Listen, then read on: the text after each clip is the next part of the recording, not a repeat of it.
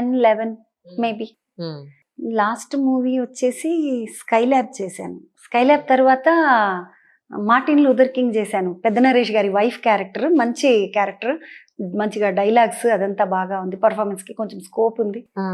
ఒక 5-6 days work చేశాను. But Martin Luther king బాగా కొంచెం, స్కైలాబ్ కూడా మంచి పేరు. స్కైలాబ్ సత్యదేవ్ గారు ఆయనతో ఉండింది కాంబినేషన్ అంతా కూడా. ఇందులో అంతా నరేష్ గారితో కాంబినేషన్. ఇప్పుడు సూర్య బి పాజిటివ్ అని ఒక సినిమా చేస్తున్నాను. సూర్య బి పాజిటివ్ లో నేను అమ్మని హీరోకి. నేను హీరోకి అమ్మగా ఫస్ట్ అయితే నేను జనరల్ గా అయితే ఆల్రెడీ నేను టీవీలోనే చంద్రబాగా చేస్తున్నాను, ఇంకా మళ్ళీ ఎందుకు హీరోకి మదర్ అని అనుకున్నాను. కానీ వాళ్ళు కథ చెప్పిన తర్వాత సుబ్బా మాధవరపు అని ఆయన యుఎస్ నుండి వచ్చారు డైరెక్టర్.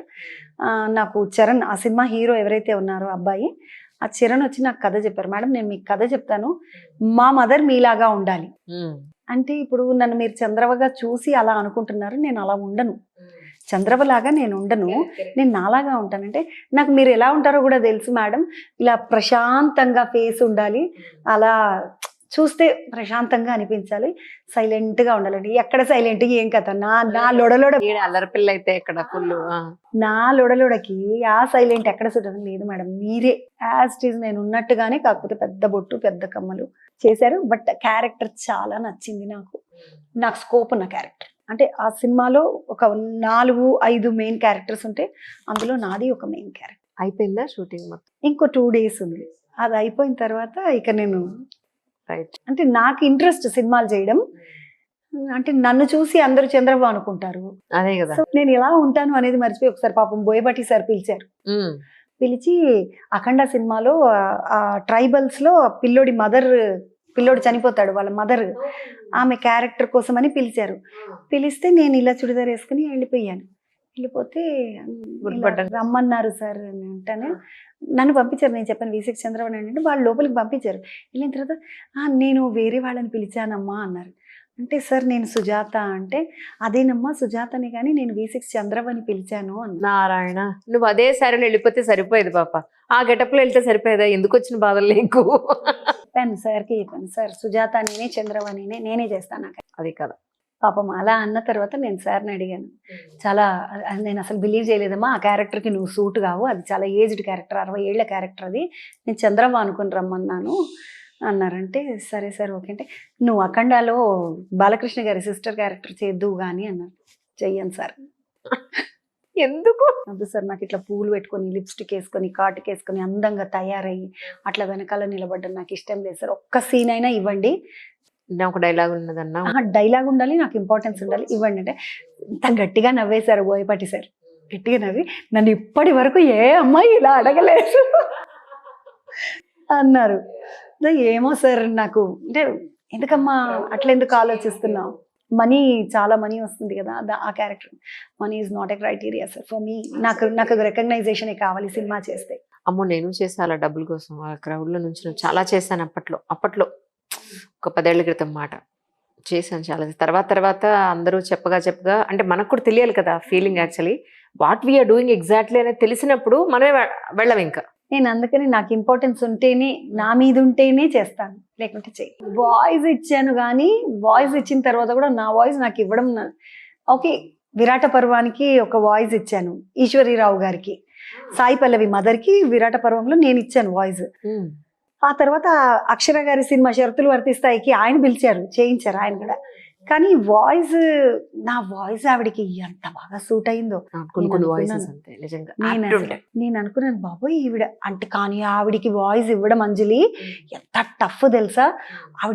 ఆవిడ కళ్ళతో ఎక్స్ప్రెషన్, బాడీతో ఎక్స్ప్రెషన్ బాడీతో నటిస్తున్నారంటారు కదా, ఆవిడ అలా బాడీతో కూడా నటిస్తారు. ఆవిడికి నాకు చెప్పడానికి, ఆవిడ డెలివరీ పెయిన్స్ చెప్పాలి, పెయిన్స్ కి వాయిస్ ఇవ్వాలి, అరవాలి, కష్టం. తర్వాత బిడ్డ నీళ్లలో పడిపోతుంది, చెరువులో పడిపోద్ది సాయి పల్లవి, ఏడుపు, గట్టిగా ఏడవడము అరవడము ఇలాంటివన్నీ చెప్పాను ఆవిడకి అలా అరుస్తూ ఏడుస్తూ చెప్పడానికి కూడా చాలా ఇబ్బంది అయింది. కానీ వేణు ఉడుగుల సార్ అని చెప్పారు. సార్ ఇది ఇలా ఒక్కొక్కటిగా చెప్తే కష్టంగా ఉంది సార్, నేను స్ట్రెచ్ చెప్తాను, 2-3 సార్లు చెప్తాను స్ట్రెచ్, మీరు ఏది నచ్చితే అది తీసుకుందరు సార్ అంటే, నువ్వు చెప్పు నాన్న చెప్పు, ఏం పర్వాలేదు, నువ్వు చెప్పు, నువ్వు చెప్పడమే కావాలి నాకు అన్నారు. సో నాకు అలా ఫ్రీడమ్ ఇచ్చి ఒక సాయి పల్లవిని ఇలా జుట్టు పట్టుకుని లాక్కొస్తుంది వెనక్కి, వాళ్ళ నాన్న మీదకి ఎగబడిపోతుంటే అమ్మాయి నాయన మీదకి ఎగురుతావా అని జుట్టు పట్టుకొని లాక్కొచ్చి వేసి చీపురు కట్ట తీస్తుంది. అమ్మ ఆ క్యారెక్టర్ ఆ సీన్ కి చెప్పాలంటే నేను చెప్పాను సార్ మొత్తం సీన్ అంతా గుంజి చెప్తాను, మీకు ఆంతే ఆనింది లేకపోతే మళ్ళీ చెప్తాను అని. సరే నాన్న చెప్పు అన్నారు. అట్లా ఆయన అక్కడ కూర్చున్నారు. నేను 1, 2, 3 సార్లు, సెకండ్ టైంకి సెట్ అయిపోయింది. నేను 3 సార్లు చెప్తాను సార్, మీకు ఏం ఫికర్ అది, మీకు ఇది కూడా నచ్చకపోతే మళ్ళీ చెప్తాను. వద్దు సుజాత అదిరిపోయింది చాలా అన్నారు. అమ్మో డబ్బింగ్ చెప్పడం చాలా కష్టం. సాయి పల్లవి మదర్ క్యారెక్టర్ లో ఈశ్వరీరావుని చూసి కూడా అందరూ చంద్రమా చంద్రమా చంద్రమా, అవునా ఇది చంద్రమా వాయిస్ అని గుర్తుపట్టేశారు పబ్లిక్. అదే చంద్రమా చంద్రమా చంద్రమా, ఆహా చూసిన వాళ్ళందరూ అక్క గొంతు మంచిగా ఉంది, అక్క సూపర్ చెప్పినావు, అక్క సూపర్ చెప్పినావు. Okay very happy. అది దేవుడు బ్లెస్సింగ్స్ అంతే, మనం చేసింది సక్సెస్ అవ్వడం అంటే దేవుడు పైనుండి బ్లెస్ చేయడమే. కానీ ఈరోజు ఇంత మంచి కాన్వర్జేషన్, ఎప్పుడు చాలా సీరియస్ ఇంటర్వ్యూలు చేసి సరదాగా ఒక మంచి ఇంటర్వ్యూ చేయాలి, ప్లెజెంట్ గా ఉండే ఒక మంచి ఇంటర్వ్యూ చేయాలని అప్పుడప్పుడు నాకు కూడా అనిపిస్తుంటుంది. అలాంటి ఒక హాయిగా ఉండే మంచి కాఫీ లాంటి ఒక మంచి ఇంటర్వ్యూ ఈరోజు మీతో చేయడం జరిగింది. చాయ్లో బిస్కెట్లు తినాలని కోరిక ఉండేది. డాడీ అసలు ఒప్పుకునేవారు కాదు. ఎప్పుడన్నా తెలియకుండా మా అమ్మ చాయ్లో ఇలా ముంచుకొని తినేవాళ్ళం. సో డాడీ లేరు కానీ అమ్మ ఉంది. కొంచెం హెల్దీగా లేరు ఇప్పుడు, కొంచెం డయాబెటిక్, తను హార్ట్ ప్రాబ్లం అలా ఉన్నారు. బట్ బాగా ఎంకరేజ్ చేసేవాళ్ళు అంజలి. అంటే నాకు ఇలా కష్టాల కడలిలోంచి వచ్చిన వాళ్ళకన్నా కూడా మనం ఏంటంటే, మా ఫాదర్ ఎడ్యుకేటెడ్, మా నాన్న టీచర్, మా అమ్మ క్రాఫ్ట్ టీచర్, మామూలుగా ఇలా టైలరింగ్ టీచర్ ఉంటారు కదా, అమ్మ టైలరింగ్ టీచర్. వీళ్ళు ఇలా ఉండి పిల్లల్ని ఎంకరేజ్ చేసి ఇలా తీసుకువచ్చేయడం అనేది నిజంగా గ్రేట్. ఏదైనా కూడా ఇది నా గెలుపు అనో నా అచీవ్మెంట్ అని నేను ఫీల్ అవ్వను. నేను ఏది చేసినా మా ఫాదర్ ఆశయం, మా డాడీ స్వెట్ నా మీద పెట్టిన డబ్బు మొత్తం, నా డాన్స్కి కానీ నా థియేటర్ చదువుకి కానీ నేను ఏది చదువుకున్నా మా నాన్న డబ్బులు మొత్తం. ఈరోజు నేను ఏం సంపాదించినా అదంతా మా నాన్నది కదా. సో నాకు నాన్న అలా లేకపోయి ఉంటే నేను ఇలా ఉండేదాన్ని కాదు. నాన్న ఈ ఫీల్డ్లో లేకపోయి ఉంటే ఈరోజు సుజాత డాన్సర్ గాను, సింగర్ గాను, ఫోక్ పాడడంలోనూ, ఫోక్ చదవడంలోనూ ఎక్కడా ఉండేది కాదు. ఎక్కడో శుభ్రంగా పెళ్లి చేసుకుని శుభకలాగా ఉండేదాన్ని లోపల. అలా really Sujatha, thank you so much for coming once again. Thank you so much for time. ఎక్కువ ఇబ్బంది పెడితే మాత్రం ఈసారి క్షమించేసే. అట్లాంటిది ఏం లేదు, హ్యాపీ నిజంగా. అంటే నేను కూడా ఇప్పటి వరకు ఇంటర్వ్యూ అంటే కొంచెం బెరుకుగా ఉండేది. ఎందుకంటే అంజలి, మనం ఏదైనా మాట్లాడితే దాన్ని కాంట్రవర్సీ చేసేస్తాం. అవునవును, థంబ్నెయిల్స్ రకరకాలుగా పెట్టి నేను ఏం చేసినా ఇదంతా మా నాన్న స్వెట్, మా నాన్న కష్టం, మా నాన్న డబ్బు అన్నాను అనుకో, పక్కన నేను రాస్తాను. ఇప్పుడు కంటెంట్కి నేను నేమనిస్తాను, ఏది చేసినా మా నాన్నదే, నా మొగుడిదేం లేదంటున్న చంద్రమా వేసుకుంటే. అలాగే ఉన్నాయి పరిస్థితులు. అమ్మా నా ప్రోగ్రామ్ కలా ఉండదు. నేను ఇప్పటివరకు ఎవరికి ఇంటర్వ్యూ ఇవ్వలేదు. Happy women's day, love you all. మీరందరూ బ్లెస్ చేస్తేనే నేను ఈరోజు ఇక్కడ ఉన్నా. మీరందరు టీవీలో నన్ను చూస్తేనే, ఫోన్లలో నన్ను చూస్తేనే ఇక్కడున్నా. మీ ప్రేమ ఎప్పుడు ఇట్లనే ఉండాలా. ప్లీజ్ నన్ను బ్లెస్ చేస్తూనే ఉండండి. మీరందరు బ్లెస్ చేస్తే నన్ను దేవుడు ఆటోమేటిక్గా బ్లెస్ చేస్తాడు. థ్యాంక్ యూ సో మచ్ అంజలి.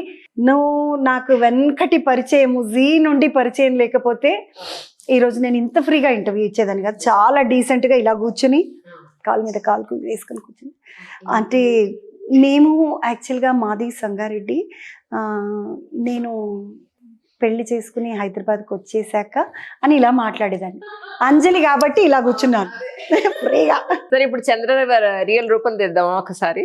అంజలి చాలా మందిని ఇంటర్వ్యూ చేసింది కాబట్టి చంద్ర వచ్చి అంజలిని ఇంటర్వ్యూ చేస్తే, బాగున్నా బుజ్జి శనార్థులు, అమ్మా ఓయ్ అమ్మ శుద్ధం మందిని ఇంటర్వ్యూలు చెయ్యవేమో, నీ పాడుగాను ఏం చేస్తావు, ఇంట్లో వంటగింట చేస్తావా మీ ఆయనకు? ఇప్పుడు వచ్చిన వాళ్ళందరికీ మనం షాయిగా పోయాలంటే నువ్వే కాసిపోతావా, లేకుంటే వీళ్ళు పనులు తీసుకొచ్చిపోతారా? లేదు, నేనే.